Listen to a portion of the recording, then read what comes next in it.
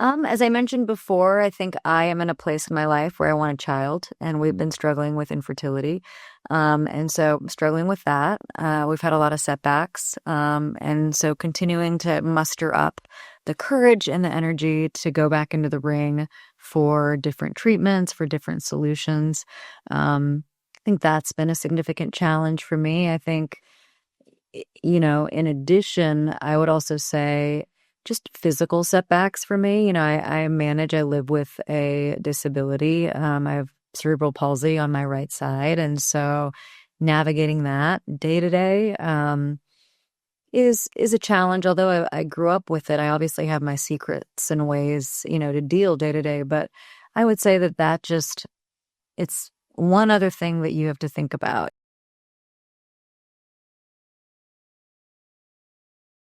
First of all, I'm excited because I just recently met you. I got to see you give a wonderful TED Talk. Yes. And you're in the area, you're in the same realm of psychology, working with addiction, recovery, mental health. So would you mind introducing who you are and what you do? Sure. My name is Dr. Nahal Delpassand. I'm a licensed psychologist in Austin, Texas. I've been in private practice for over a decade now. I work with high-functioning adults.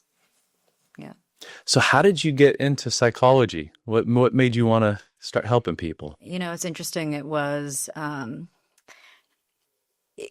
not my first path. Okay. I actually got my undergrad in political science. I wanted to pursue international law, wanted to go to law school, had taken the LSAT. And then, like many people, I was in a relationship. It taught me a lot. And I wanted something that was more relational. I wanted to, cliche, to really be in front of people, to have conversations, to learn more about their stories. And so then I pivoted and I, got my master's in counseling and then pursued my doctorate in psychology. Yeah. So one would argue, well, I've got friends that are lawyers. I know I'm going to catch heat for this, but zero emotional profession to highly emotional profession. Yes. I mean, they couldn't be more opposite. So Yes. what led you from the legalism to the emotional and psychological aspect? I think one thing that links law and psychology, I was really interested in advocacy, wanting to pursue international law, to be an advocate for someone who didn't have a voice. I am the daughter of immigrant parents, and so that was really important to me. And I think psychology really allows me to do that, but with my patients, advocate for them, help them, with their families or anything that they're challenged with in their lives. It really allows me to stand with them and bear witness to their stories. So I know from what little I do know about you, you have an amazing heart. Why the pull to advocate for people? I think, looking back on my childhood, I mean, I came from a great family, but I thought about needing that additional resource, and that resource was missing for me. So I really wanted to be, what I didn't have, which was, a little bit more of a sounding board. Again, my parents are immigrants and they're incredible. But I think having somebody that was kind of my person to talk to outside of my family was really the missing piece as I was going through a lot of things developmentally. Yeah. So how did you navigate that when you didn't have that before?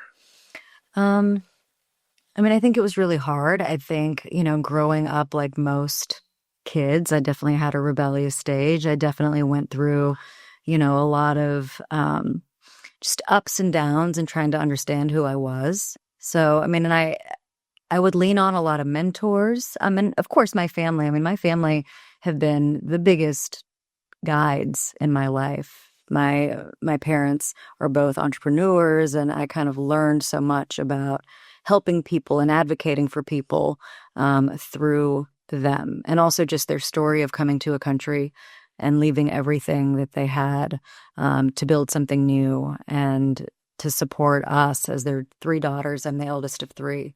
Okay. So were you born here in the States? I was actually born in Iran. Yeah. Okay. Yeah. My parents immigrated a few years after the Iranian Revolution. Yeah. Okay. So you're here, you found you wanted to have someone to go to for that voice.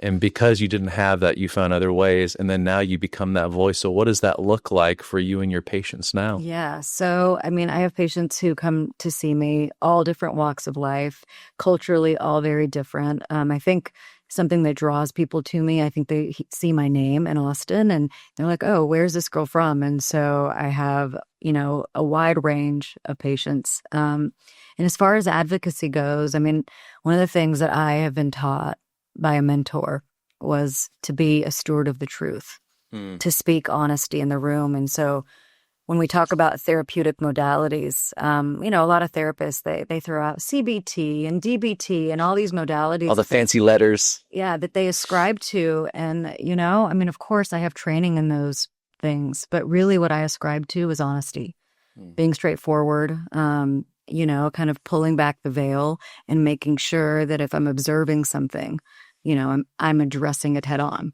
We're speaking to the elephant in the room. And obviously that entails building a rapport and it entails really building that trust. But I think, honestly, that's what allows me to stand out and have really great retention is my patients know I won't bullshit them.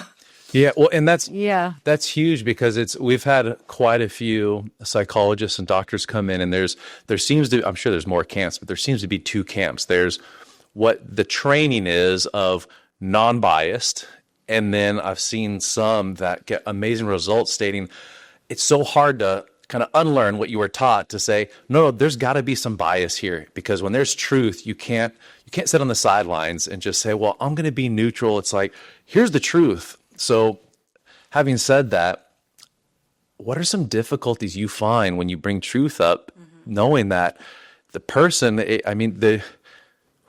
had a client that shared this.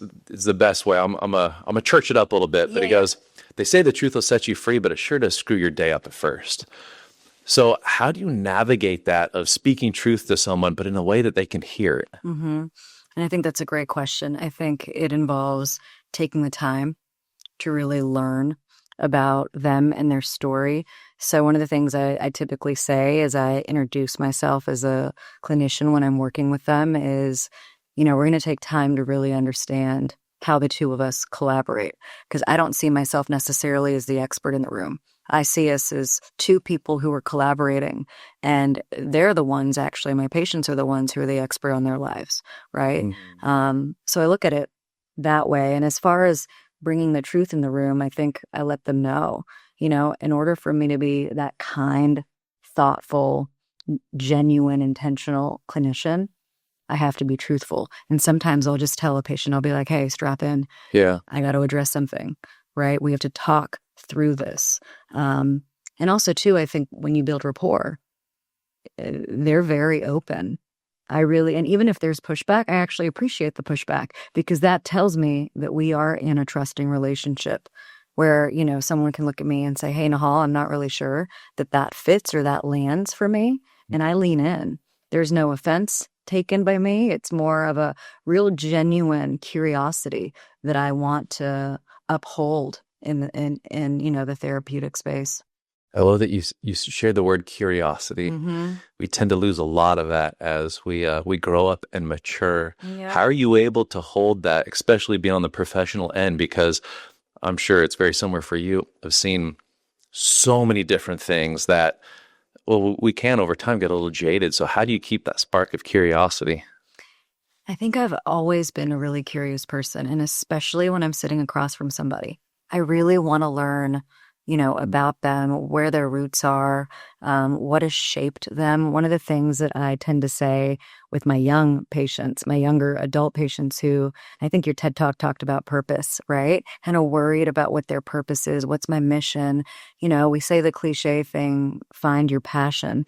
One of my patients recently, she said that a mentor had told her to satisfy her curiosity. And I really loved that line. Do the things that satisfy your curiosity. And so that's really stuck with me. I want to be able to satisfy my curiosity in the space, and you can never go wrong when you ask really pointed, in-depth questions. I think my patients appreciate that, because if I'm modeling that level of curiosity, then I'm not modeling making assumptions. I'm not modeling, jumping the gun. And I think sometimes in communication, as a therapist, as a psychologist, we have to model the things that we are looking for. That's huge. Yeah. And we've seen a lot of people that will say something but not model it themselves. Yeah. What do you find is kind of like maybe a missed ingredient where you're able to model what it is that you're teaching? It's a missed ingredient.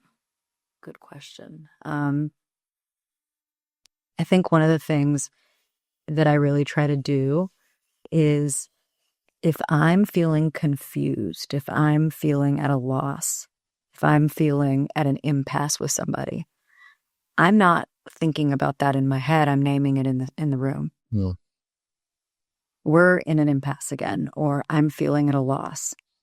I feel like if it's something having to do with addiction, I had a patient that I work with for a really long time, and the way I externalize the addiction, I'm not fighting you. I'm fighting the third person in the space, which is the addiction. And so really modeling that openness and that honesty about how I'm struggling as a clinician in the room. And I think there's an appreciation for that, because I'm not mulling it over in my head trying to come up with the perfect answer. Sometimes I'll just look at somebody and say, I don't have an answer. I'm really at a loss with you. Yeah, it sounds like you do a great job at humanizing the process, because so often, if you have a doctorate or you're wearing a white lab coat, there's so much of this just kind of given trust of like, you're supposed to know all the answers, but we forget they're human beings on the other side. Yeah. And so you've found, and again, going back to the root of your work of truth and honesty and being able to just kind of label that. One of the things that I really loved about your TED Talk is you talked about expanding your emotional vocabulary. Do you mind kind of going in on that? Yeah. So, my TED Talk really focused on emotional literacy and self-esteem. And I came up with an acronym for, what I think should be a part of an emotional curriculum. The V in my acronym, which is voice, is vocabulary of emotion. I think really being able to name your emotions specifically, it's really key to understanding your experience. But how do you do that? Yeah, what happens when a person... If you're not taught, yeah. So I was just going to say, so what happens, because a lot of the people that come through our program or watch this don't understand that part, or they're like, I have the names, here's the 4 to 5 emotions that I feel, not knowing, I think, what is it? It's like 4,000 different references in the English language for different emotions. So how do you grow that vocabulary? I think it's a matter of, if they're using the same language over and over again, I'll pause and I'll say, hey, we've used anxiety 10 times. I'd like for you to grapple with it. Sit there and grapple with, okay, it could be anxiety, but what else is it, right? It's fear. There could be disappointment. There could be, just disheartenment, disillusion. I mean, there's so many different specifiers. And sometimes I'll even bring out the feeling wheel. Why is it important to differentiate those? I think having these distinctions allows you really to be able to connect what you're feeling, what you're saying you're feeling, naming your specific emotions. So much of that has to do with how you feel them. There's a lot of research that addresses naming your emotional state, and the way you name your emotional state really determines and how often you name that state, right? So if I'm saying that I'm anxious all the time, what are we doing there, right? You're increasing that specific emotional state. But the reality is that's why it's so important. If you say you're disappointed, in some ways, not necessarily that you want to contain it, but I'm feeling disappointed in this moment because, versus I'm feeling anxious, which is a very broad, kind of no end in sight. Whereas if we can get more granular, then we recognize that emotional states, of course, are temporary and there's not a permanence to it. And if they're temporary, then you feel as though you can modulate emotion. If it's open-ended and I'm feeling anxious all the time, then there's this open pathway. And, where is that light at the tunnel where I can really see my sense of agency in helping myself? That's kind of where the helplessness, I think, comes in a lot when there's the naming of the same thing over and over again. And it's like, I don't even know what this means anymore. I just have become so accustomed to, naming it based off of a physical signal, but I really don't know, what does that even mean? When I ask some of my patients, I'm like, how does anxiety manifest for you? Specifically tell me. They have a hard time really identifying that. Yeah. So once you're able to differentiate the different emotions, what is the next step? Yeah. So the O in my acronym is ownership of effort and outcome. I often, I work with a lot of high functioning adults. And so what do we know in our society? We prize outcomes. They have a really hard time relishing in their process. It's like they've attained this thing, they've attained this goal. And as we all know, what happens next, right? What's the next thing? Relishing in that accomplishment is really important to acknowledging the process and to acknowledging the effort that goes in to your process. Because I think when we look back and we think about how many times we tried to do something and we identify our perseverance and our tenacity through that, that's where you feel a sense of mastery.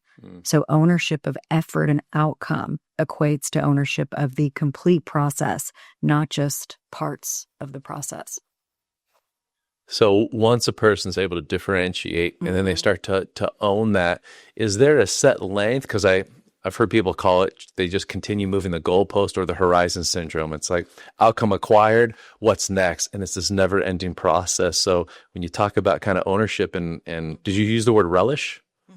And relish in it, how long is a healthy time to say this is great what I achieved, knowing that there will be a next, but not rushing that process? Does that make sense? Yeah. I mean, I think it's case dependent. It depends on that person's history and how they have historically dealt with this. For people who really don't have a playbook for standing in their accomplishments, I make them stand in it longer, right? I'll encourage them. I'll be like, hey, don't move on to the next thing. Give it a few weeks. I want you to travel. I want you to let it soak in.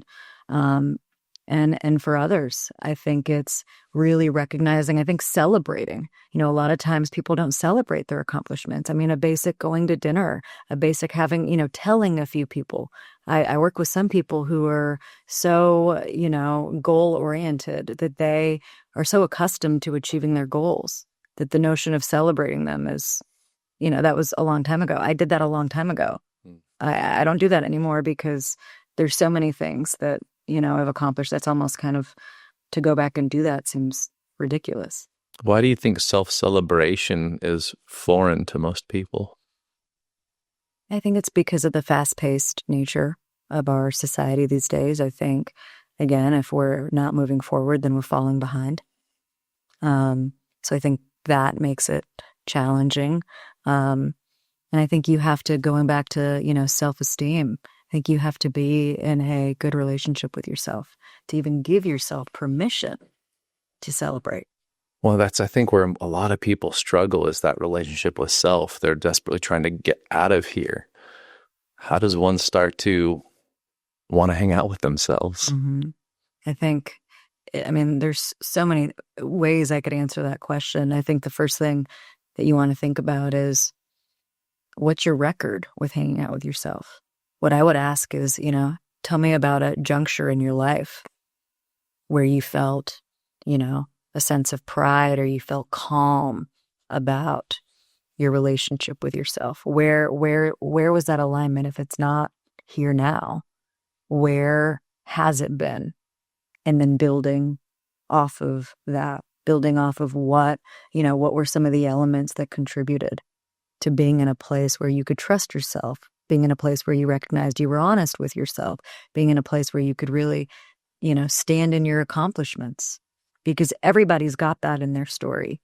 There's not for me, when I look back into a patient's story, I can always identify something that is an answer for what they're dealing with today. So it sounds like you ask a series of some wonderful questions that allows the patient to start kind of the self-discovery process. are there a few questions where if someone's watching, even just to get started in this process, that they can ask themselves to start kind of changing the trajectory? Mm-hmm. Yeah, I mean, I think one of the first questions that I ask, my clients, what what shapes who you are? What experiences shape who you are? What situations have shaped who you are? I mean, I started my podcast talking about, a situation in kindergarten that truly was, I didn't know then, obviously, but it shaped, the trajectory of my life looking back. And so hearing these stories, there's always beautiful nuggets of information that you can use, depending on where my patient is in their process, whether it's a challenge or needing kind of to recognize dormant things that have been dormant in them. We want to kind of bring those back out. I think asking them what has shaped things that they're proud of, what has shaped things that they're not proud of, doing a full inventory of those things and being able to name those things out loud, because so many people have that internal inventory, but speaking to it for the first time is truly where you see the power of dialogue in therapy. Yeah, it seems to be much different of keeping the conversation, or I call it the war, going on in here, as opposed to bringing it out, even putting it on paper. It's such a different world. Absolutely. So you shared the V, you shared the O, I. Inquiry into self with compassion. So it links to the ownership, of effort and outcome. So it's really looking inward, but remembering, what happens historically is there's a lot of self-hatred for many of us and self-loathing, right? We're not looking inward and holding a space for recognizing that at the end of the day, we're trying to do what we can, given, the elements that we're dealing with at this point in life. And so the self-compassion, looking inward with self-compassion, is really important, because if you can build the capacity to do that, you'll want to look inward more. One of the most common things that I get in my office is, I don't like to be alone with my thoughts and feelings. And so then when I ask, a follow-up question, and I'm like, why? Because, that we've heard this often, that internal voice is so harsh. And then I ask, who is that internal voice? It's my dad, it's my mom, it's a coach I had, you know what I mean? A partner that I had, right?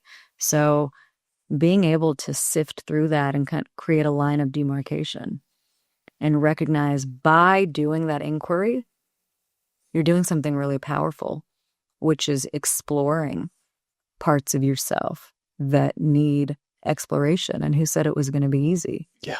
But I do think, I help my patients kind of modulate that internal voice. If we can modulate it, if we can dial it back and really, again, take ownership of the effort and the process, then it's possible. So people aren't as fearful of their internal worlds.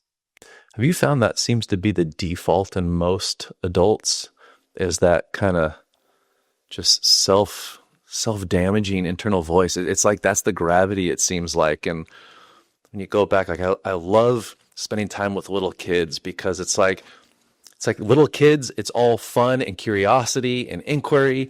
And then it's like this thing called life happens. And then at some point this becomes the default. And so it always fascinates me at how we all think we're so individually unique with our messed up thinking. Yeah. But the more clients I meet, and doing this for 26 years now, it's like, oh my gosh, we all suffer from very similar things, just named different. That seems to be the default. We get beaten down, right? And then obviously you become more self-conscious. Mm-hmm. Those parts of the ego grow and become live and well. And so that's what happens, where we sift, we move away from curiosity and openness, and we become more guarded because we become so much more self-conscious. And that self-consciousness, right, is a part of that, is that harsh voice. Why'd you say that? Why'd you do that? That track that plays on repeat over and over and over again. Yeah. And then adapting, okay, what mask do I need to wear to receive the love? And then it reinforces that. Everything is performative. I mean, that's where perfectionism comes from, right? Our need for approval. All of those things, we start to see branches of those things start growing there. Yeah. So one of the words I picked up on is you use the word compassion. very similar. I use the word grace. So typically we tend to swing the pendulum from zero compassion to too much compassion. How do you navigate that? Because, my experience is you knew John Townsend, Henry Cloud are. I had the privilege to work with them, actually local, years ago, and they taught this, and it was so brilliant. I wrote it down, and it's one of the things we teach here. But it's this equation for growth it's grace plus truth. When you have too much truth and no grace, there's no growth. When you have too much grace or compassion and there's no truth, there's no growth. So this equation of like, how are we always navigating this? Because it's not perfect. So what are you finding is a way to navigate that grace or compassion and truth? I think acknowledging kind of what you're saying, which is you're toggling this line. And that's something that you have to remember that you're going to be toggling, right? So yeah, you're absolutely right. If it's too much truth without grace and compassion, then essentially you're being authoritarian with yourself, right? And we talk about parenting, and the ideal parenting approach is authoritative, which is it's firm, but it's also kind. And so going back to, compassion, what I tell people is let's microdose it. So I don't expect you, to go from 0 to 100. You're not going to wake up tomorrow and, just be full of yourself, but it makes me laugh because I saw this podcast, and I know I'm digressing real quick, but Matthew McConaughey was talking about being full of himself. And he's like, well, who else should I be full of if not myself? So I thought that was interesting. But going back to the compassion piece, I would just say, yeah, microdose it. It's little acts of compassion. It's not this. I think a lot of people think, and they always ask me, they're like, what do you mean? I don't want to be full of myself, or I don't want to be, just somebody who's all about me. And I'm like, that's not actually what I'm referring to. What are the little acts of compassion that you embark on daily? Is it first thing in the morning having that glass of water to hydrate yourself? Is it, reading something that you like? Those little acts of compassion. The other way we say it is self-care, right? Those things add up. And the more we microdose compassion, the more we build that relationship with ourselves. And the more we also can tolerate then the truth. Yeah, it seems to be a fine line that's always moving between that truth and that grace. Yeah. So that's the I. What's after that? So it's critical thinking with responsibility. I think critical thinking, and again, all of these, this acronym, it goes together, right? Critical thinking, the key to self-examination, the key to asking yourself again, what do I believe and why? But my favorite part about critical thinking is being able to question your beliefs and ask yourself, if I had to change my mind, what would allow me to do so? So not being so rigid. I think critical thinking, doing it in a way, that really coexists with responsibility, it really needs flexibility. So good critical thinkers are able to step away from their rigidity and their beliefs and take ownership of what would it take for the needle to move in the opposite direction. Curious if there's any trends that you're finding between different generations in critical thinking. I think, I would say my older adults obviously tend to be a little bit more rigid. My Gen Z patients are actually very open and willing. Sometimes I tell them that they absorb too much information. Right? They have access to so much. So their baseline of absorption for information exceeds, many of their older counterparts. Yeah, it's incredible how fast the speed of information is. I heard someone say it, and I forget what they said, but they're like, we're not in the information age anymore. We actually passed that. Now we're in the consumption age, which there's a huge difference. And I thought that was fascinating, of information versus consumption and being able to absorb things so fast at, I would say unconscious level. I'm not even aware of how much is coming in and how much is planting seeds for the people that we're all becoming.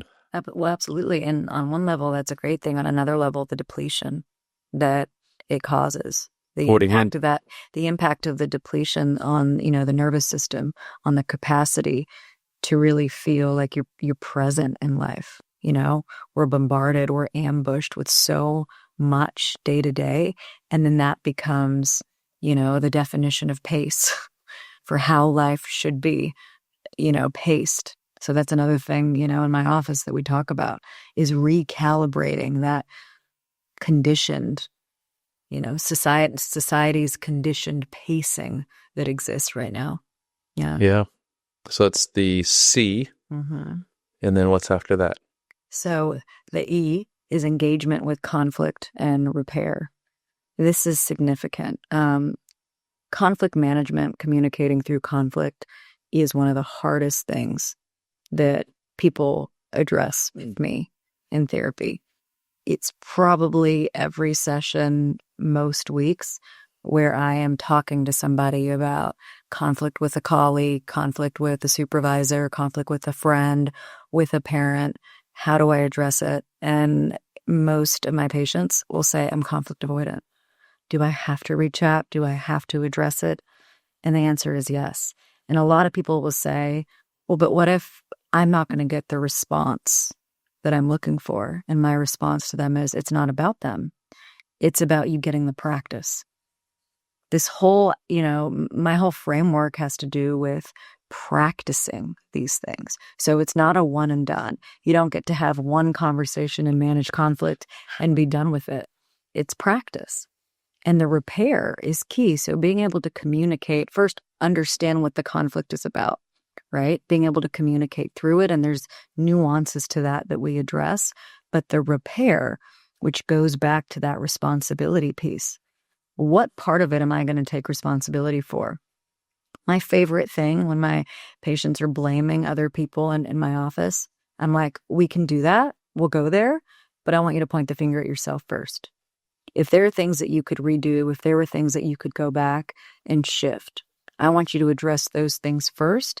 And I want us to talk about how that would have shifted the course of the particular conflict. I like to do this thing where it's like we do 2 or 3 frames of a particular scenario where I'm like, okay, let's play it as if you did this.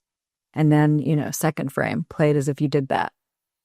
And doing that really allows them to see just how much, especially since control, everybody wants to have control, how much control you can have with a given response.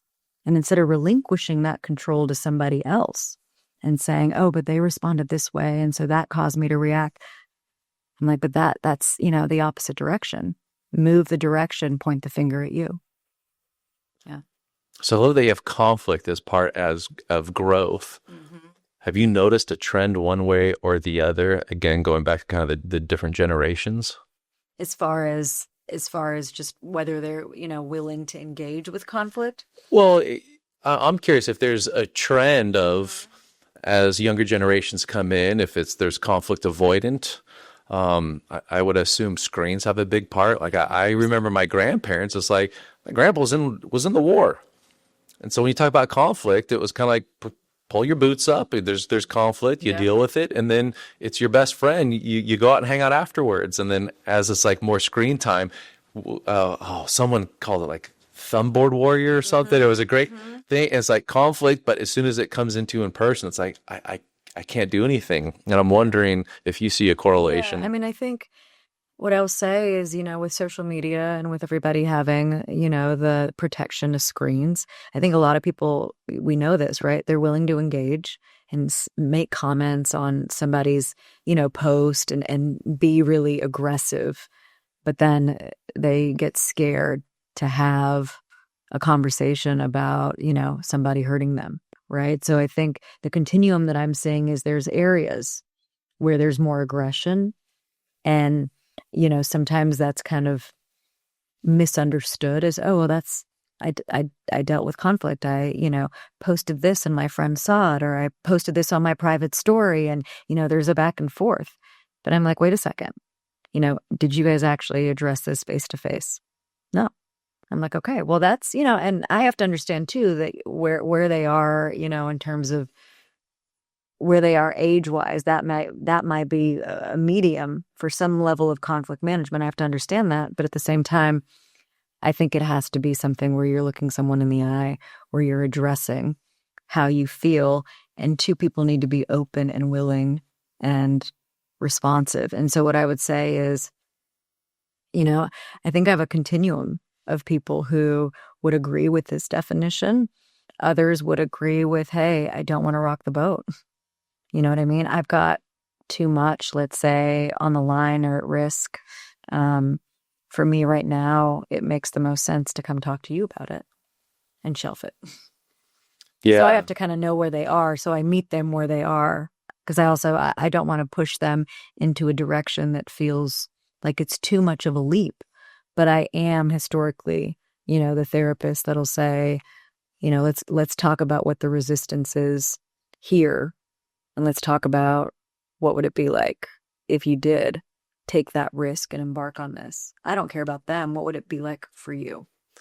Yeah, because there's so much data. I know Dr. Gottman at the Gottman Institute has done a lot of work on, they call it tear and repair, which I think is such a great thing, and especially shaped of how your parents showed up in their marriage, is tearing and repairing is a part of life. Like, for some reason outside of relationships, it makes sense. Everything, I go back to physical fitness. You have to micro tear Yes. and rip muscle and Yes. meet things with resistance in order to grow. If you don't do that, Yeah. it's I just blanked on the name. It wasn't Socrates. Anyways, it was easy choices make for a hard life. Hard choices make for an easy life. And seeing this process, so I know it, I'm self-diagnosed as a conflict avoider as well. I used to think as a people pleaser until when my therapist said, "Oh, BS, you're a conflict avoider." I'm like, "Oh, never put the two You're probably together." good. You're both. Those two go very well together. Yeah. But so what are some things that people can start to do? Because it can be terrifying, and knowing fear only exists in the mind. That's the part that I have to keep reminding myself. I'm like, in reality, it's not there. Inside, it feels so real. What are some steps an individual can take to push past that comfort level of knowing that there's going to be some conflict, but conflict actually leads to healthy growth? Absolutely. And deepening of relationships. I mean, I think it's really recognizing, what do you say yes to and what do you say no to in your life? If you feel like in a given situation, you're saying yes, but you want to say no, think what happens. That starts to build, right, a dissonance that can lend itself to conflict in a relationship. So we need to start again from a granular standpoint and kind of identify that dissonance and then understand, what does that bring up in you? And how willing are you to address it? How willing are you to take that risk? How important is the given relationship to you? And the other question I like to ask is, who are your role models when it comes to addressing conflict? Right? What messaging have you been given around conflict? Is there somebody that's kind of a North Star that you look to? You're like, oh, that person, I love the way that they communicate. I love the way that they address the things that they need and want in a situation where they may feel deprived. Hmm. So looking for those anchor people in someone's life, because that allows them to feel like, okay, that person can do this. So I feel like I can do it. So it sounds like as well of knowing what they want, because when you said that, a person says yes, but then find out either later they meant no or they knew no at the time. It's so important. It's one of the questions that we'll ask clients, and I'm still baffled just at human psychology is when you ask someone, what do you want? One of the most prevalent answers is, well, I know what I don't want. It's like, oh gosh, I do the same thing. But it's like, that's not the question, but that's where the mind goes. I know what I don't want. What do I want? Most of the time people say, I don't know. So it's Yeah. intriguing. So again, the self-esteem and the voice acronym that I'm referring to, those things together, it's helping you know. It's helping you build that record with yourself of understanding and knowing what you want, and then, aligning with those pieces. But we have to work at it. This is not a one and done. It's not a, you get to do this one time and then you get the gold prize. People always ask me, it's like, so how long does this take? And I'm like, well, you're asking me, how long does self-actualization take?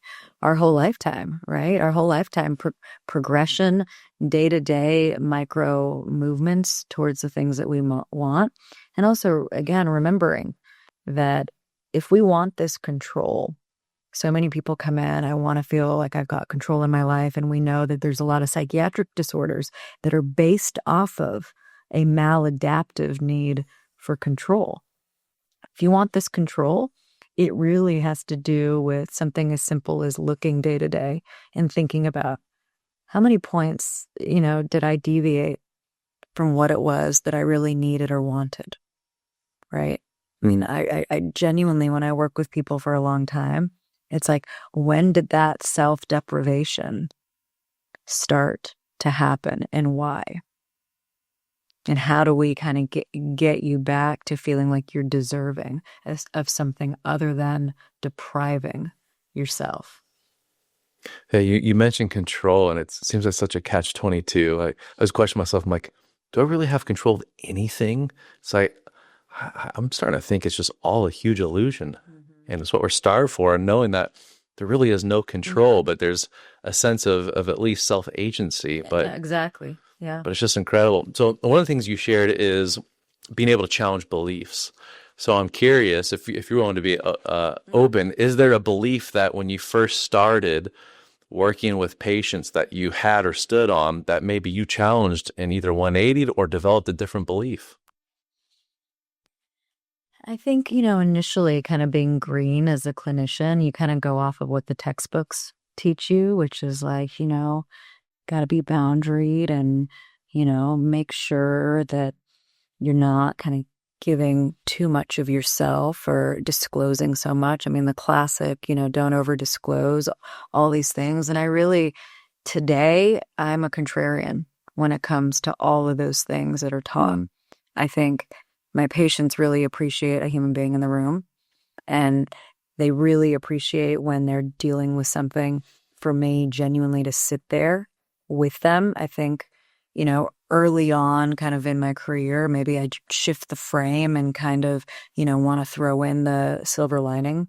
But now it's just an absolute, no when it comes to what really builds that therapeutic meat, which is modeling the fact that I'm human, modeling the fact that if you're sharing something that is catastrophic, you're going to see tears from me.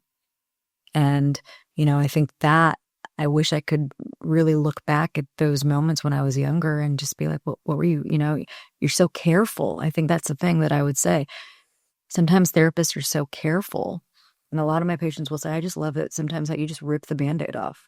Like you go straight for the jugular. I mean, granted, I have years of relationship with them, right? But I think the carefulness, the caution, and I'm not saying that you shouldn't be careful and cautious with certain, cases, but I would say one of the things that I've flipped is really presenting more of myself. And if I really feel like something that I've gone through, aligns with what my patient has gone through, it's like, hey, I've been through that. Like recently, I was working with a woman. I've had, years of IVF and infertility struggles. And someone came in and they were talking about that. And she's like, how do you know so much? And she's like, have you, is this kind of an area you read a lot of books? I'm like, no, I've become an inevitable expert because I've gone through it. You know what I mean? And that's why I'm so passionate about addressing women's health in these topics and, us going over all the different ways that clinicians in fertility have kind of mislabeled our experiences. Being able to hash that out with somebody is powerful, and them knowing that I'm not just somebody who is sitting across from them smiling and nodding. I'm like, I've been through that. I absolutely understand. Here's what oh my gosh, you went through that. I mean, it's just a beautiful, expansion of the work. I think sometimes in therapy, a lot of people, struggle with what we refer to as a constriction, like feeling like it doesn't go anywhere. We've gone over a few things, but how can I get the work to expand? And the expansion comes from being able to be yourself, in the room, be comfortable, and also kind of challenge and confront as needed. Yeah.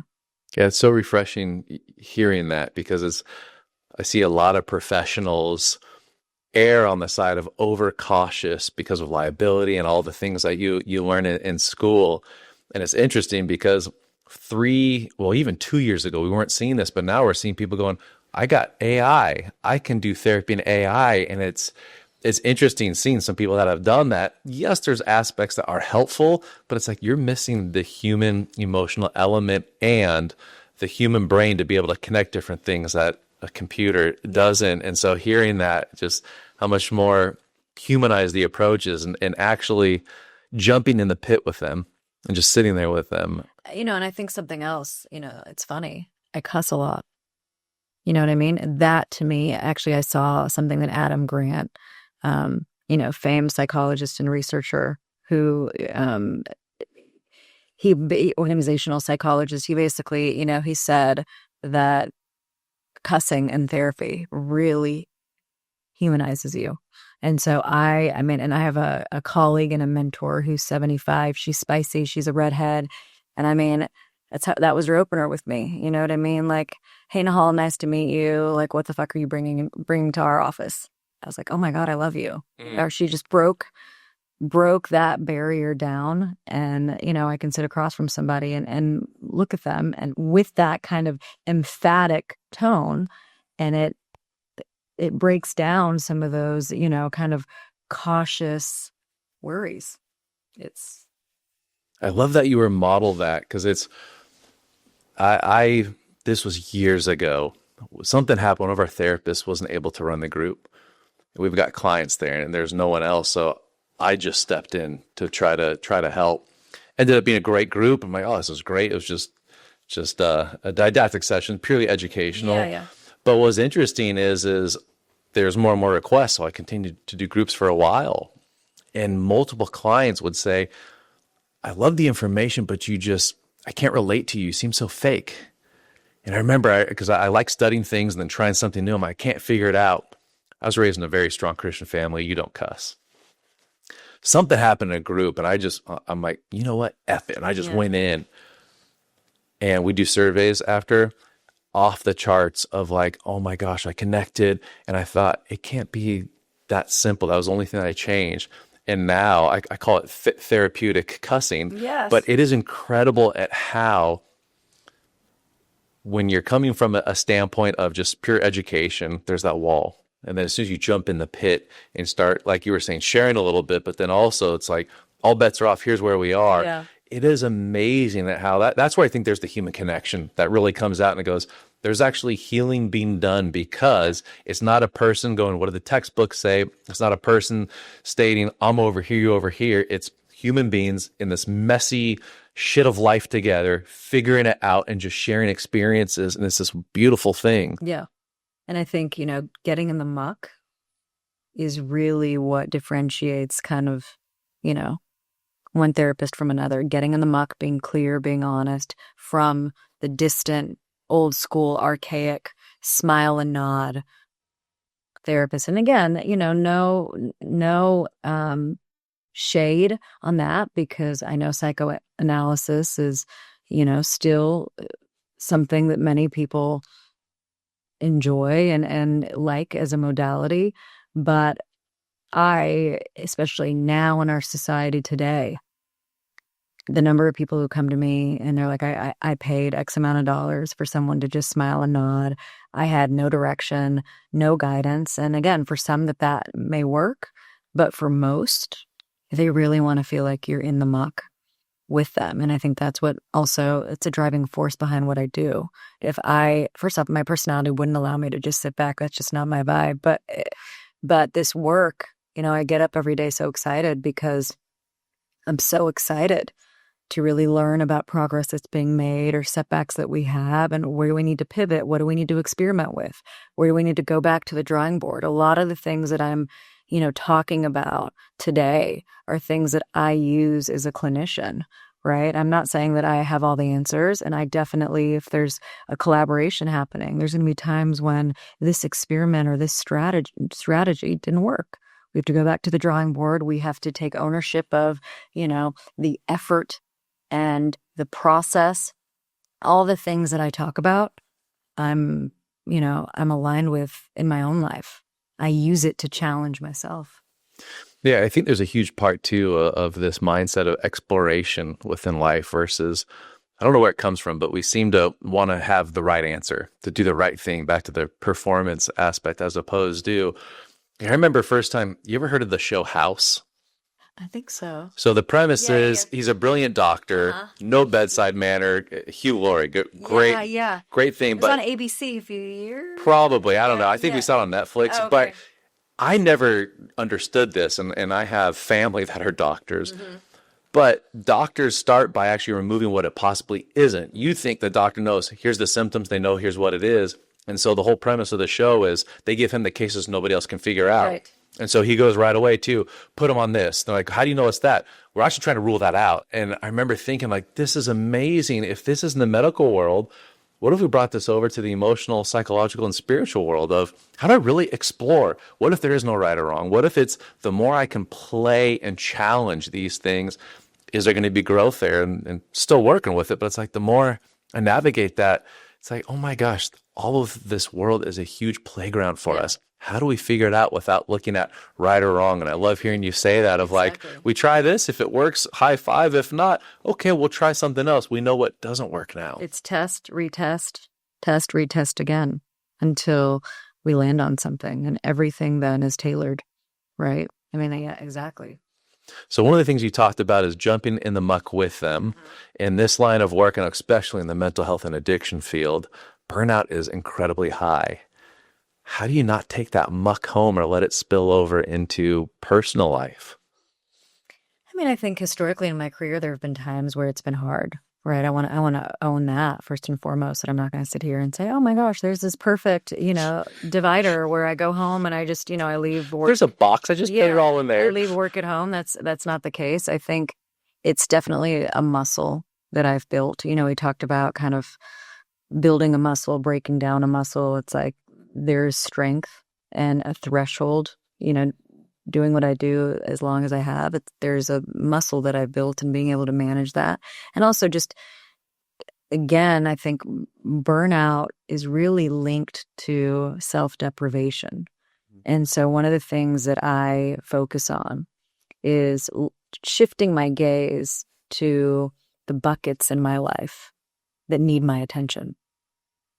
And that's how I manage burnout. So let's say, I've been working so much and I haven't had like some social, hanging out with friends or doing something that really brings out, fun and pleasure. It's like, wait a second, I need to hit pause over here and shift my gaze over there. I think being able to pivot, I like the word emotionally agile. I like that term. I do this evaluation with myself often, where I'm driving home from work thinking, okay, what is needing my attention?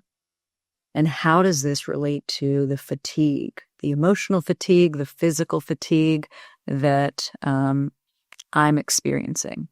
It could be just an open feedback loop where there's, an email that you need to send or something that's just been plaguing you. It's like, do the thing.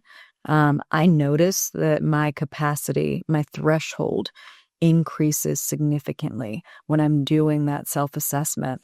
Where do I need to focus my energy right now? Where's there been too much energy expenditure?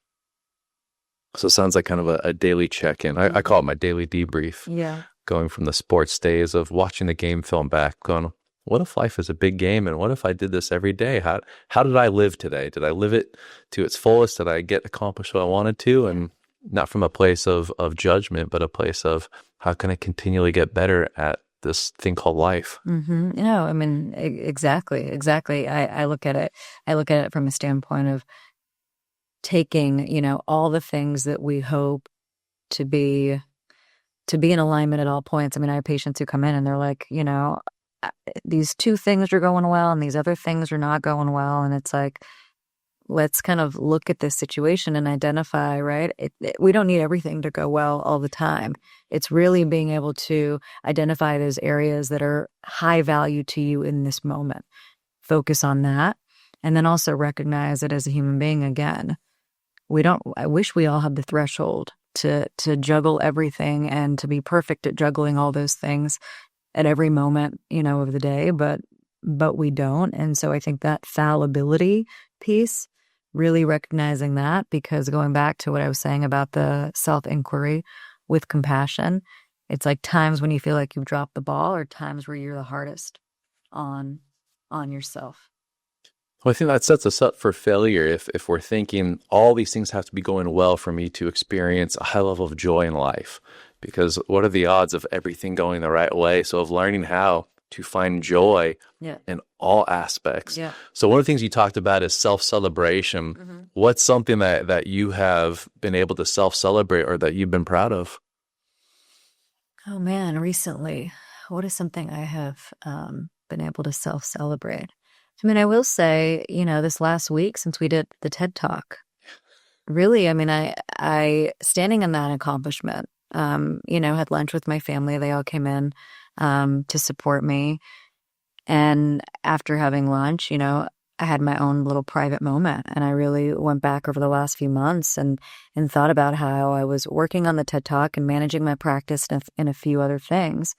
And the fact that I was able to, have that experience. I had the privilege of having that experience and, delivering in a way that I had to pitch myself. I had to be like, wow, like this is, you know what I mean? Like little me person, years ago would look at her now and feel a sense of pride and just and maybe more peace. Like I'm kind of in a place in my life where I'm really leaning into feeling at peace. I think it has to do with getting older. I think it has to do too when we spread our wings and when we see how much range we actually have when we lean into hard things. I think understanding how much emotional range I possess, given I've done some challenging things, I think I take a step back and I'm like, that's cool.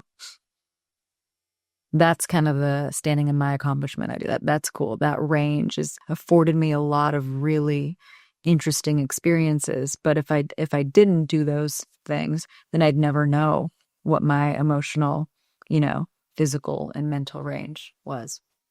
Yeah, that's awesome. That's like what you accomplished is pretty damn badass. Someone was sharing with me, there's not an exact number, but it was something over like 500,000 applicants a year compete for around 20,000 spots all over the world. Wow, I didn't know that. But yeah, they say there's between 1 to 3,000. So if you're just doing the general, so about 2,000 are given a year, and they take anywhere from 3 to 10 roughly.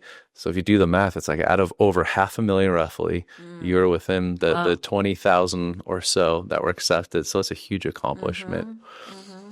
So one of the things that I like asking is because a lot of times guests come on and people see someone that seems to have it all together, profession, family, all this stuff. It's like, what are you struggling with? What's something that someone may not know about you? Yeah. Oh my gosh, there's so many things. You're like, just run. Oh my gosh. I was going to say, how much time do we have, right? I'm on the opposite side of the chair, so I'm really willing to share.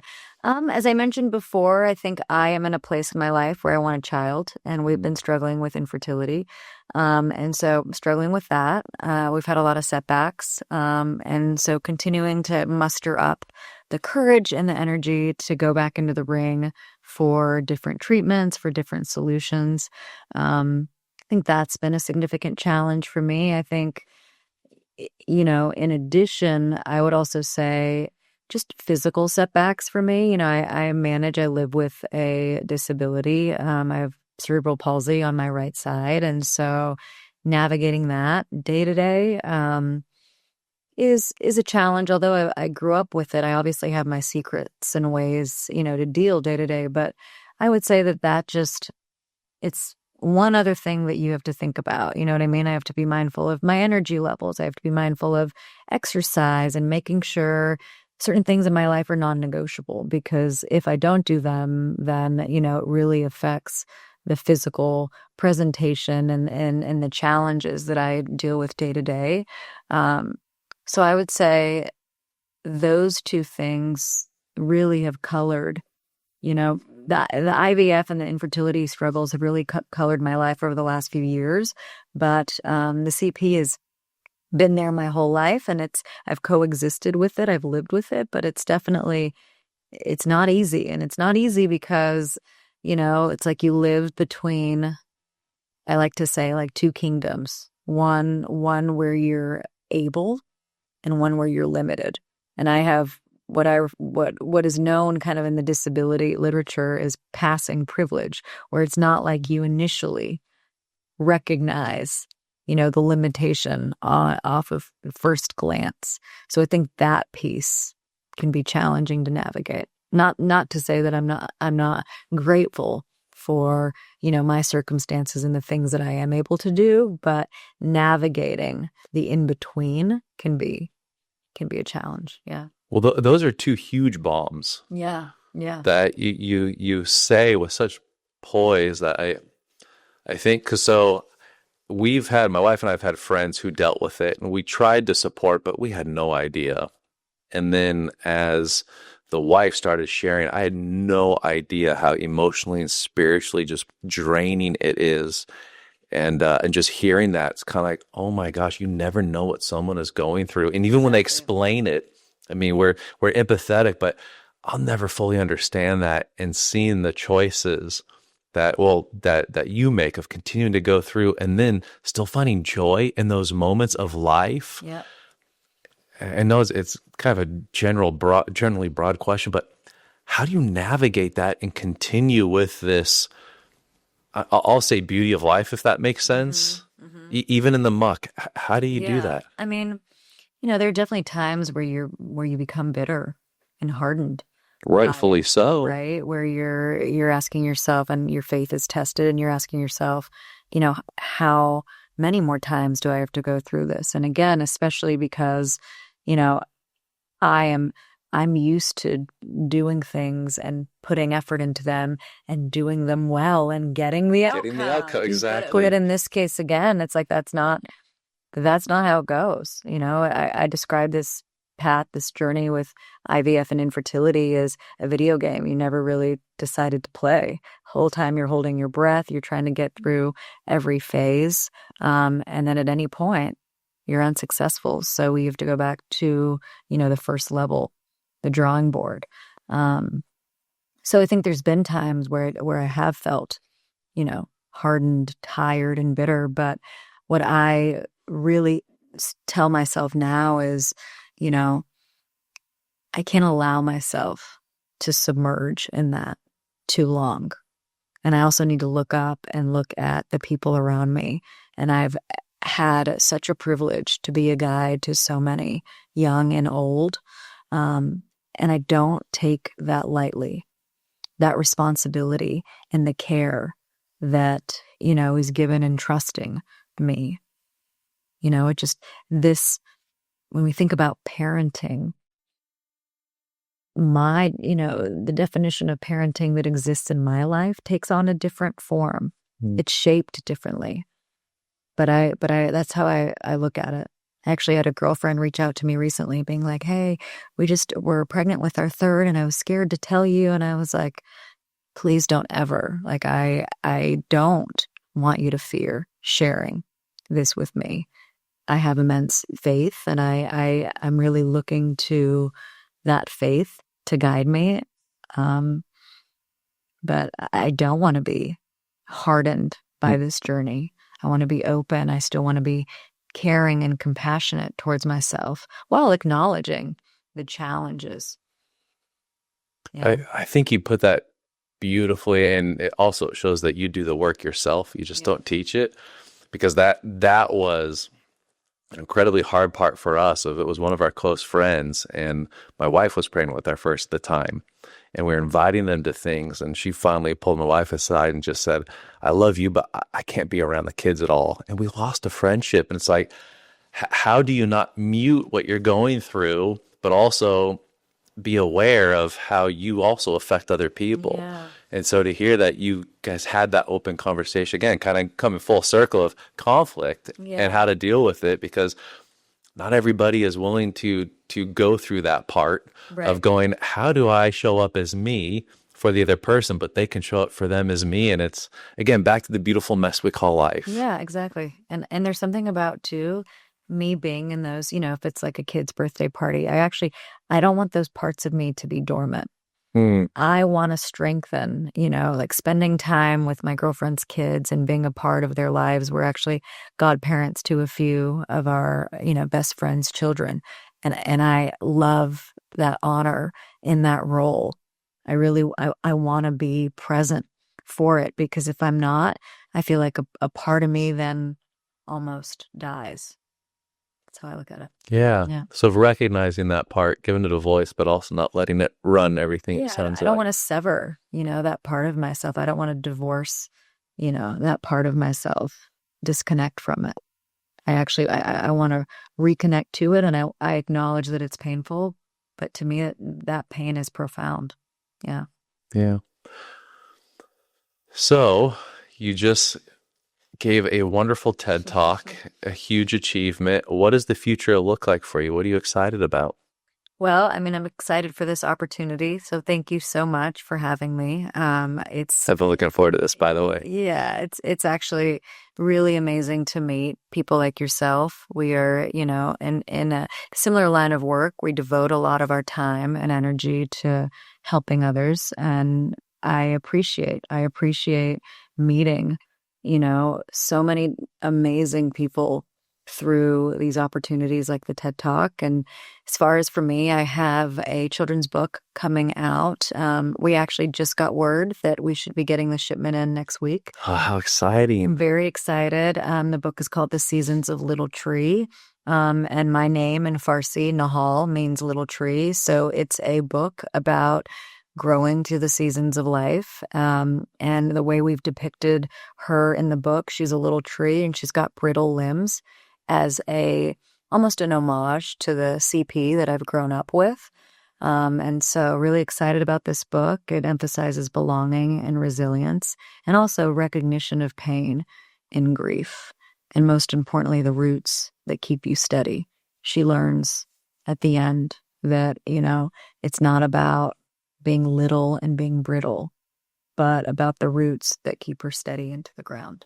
That is awesome. Well, even though my kids are teenagers now, I want a copy for me. So where can people find the copies? So we're going to have our Amazon storefront up in a few weeks, and then we're doing a big launch in Austin, Texas, May 14th. We're collaborating with a few local community sponsors, and we're going to do a launch then. Yeah. And on my website as well. We're working on getting it all put together now. Very cool. Well, is going to be one of my other questions is if someone heard and what you shared resonated, how do they find more about you? Yeah. So NahalDelpassand.com is my website. I also have a small social media following, still building that, but emailing me through my website is the best way to get a hold of me. Yeah. You got it. Is there anything that you wish I would have asked you that we didn't touch on? Or anything that you've been wanting to share? I think this was a great experience. And I'm actually curious about how, what have you found in your own journey in doing the podcast and meeting different people? I'm actually curious about that. What specifically? Well, just how have you taken these conversations and, how have you applied them into... So it's funny because we had they call them micro celebrities or micro influencers. And one came on, and it was intriguing because I told him, I said, I have a small group of very tight-knit friends, and we know everything about each other. But one of them came on the podcast, and I learned more about him in the hour in the podcast than I had in dinners and different things. And I don't know how to explain it other than I feel like you see a person's soul when it's just one. It's like you forget the cameras are there and you like see inside the person's soul, and you really get to see who they are. And there's this bonding and just kind of like this, I don't know. I feel like it's two human beings just being human beings together. Yes. And it's become one of my favorite parts of the week is getting to meet awesome people that are doing cool things in the world. But I've just seen other people so much more than just of like the surface level stuff. Right. But even like, I don't like surface level stuff anymore. I go deep and it's too much for most people, like out of social gatherings. But I love just learning like what makes people tick. And then I get to take little parts of different people and like put it in my heart and just kind of adapt some of the lessons that I've learned, if that makes sense. And it is just the coolest way. So it's one of the things where I'm like, okay, I want to do a podcast with my wife, with my kids. Like I want to see even more of them. So that's one aspect I had no clue would come from the podcast. Oh my gosh, yeah. I mean, these stories live on, right? This notion of podcasting to me is just really fascinating. I don't know if you've heard about the human library. It's a Dutch concept where, similar to a library where you go check out a book, you can check out a person, I've seen that has a interesting life story, or if you want to learn about something and maybe they've acknowledged that they've enjoyed that and so they're willing to talk about it. I mean, that's the human library. This is, learning about one another and through that recognizing just how many things we have that coincide and overlap. Yeah. Yeah, it's amazing because I mean, before all this stuff, you go back just a few hundred years, it was all delivered from generation to generation, an apprenticeship of just being together all day. It's only been, for a very small part of humankind of actually going away to the office and coming back. And so I don't know, for that hour 15, I feel like I get a part of kind of like, oh, this is how we used to learn from each other way back in the day, as opposed to scroll, swipe left. No, I mean, well, the other thing too is, speaking of range, like I was saying before, doing this, provides so much range of experience, range of stories. And then, of course, inadvertently, it turns into creativity and innovation when you think about how am I going to take that and kind of infuse it back into the community. So I think it's an amazing, way to do more of that. Yeah. Yeah, it's pretty cool. Well, thank you for coming in from Texas down here to the SoCal heat wave. For having me. Oh my gosh, I know. It's supposed to be cool. I'm like sweating here. What's going on? Yeah. Well, appreciate you. Thank you. Thanks, Mark.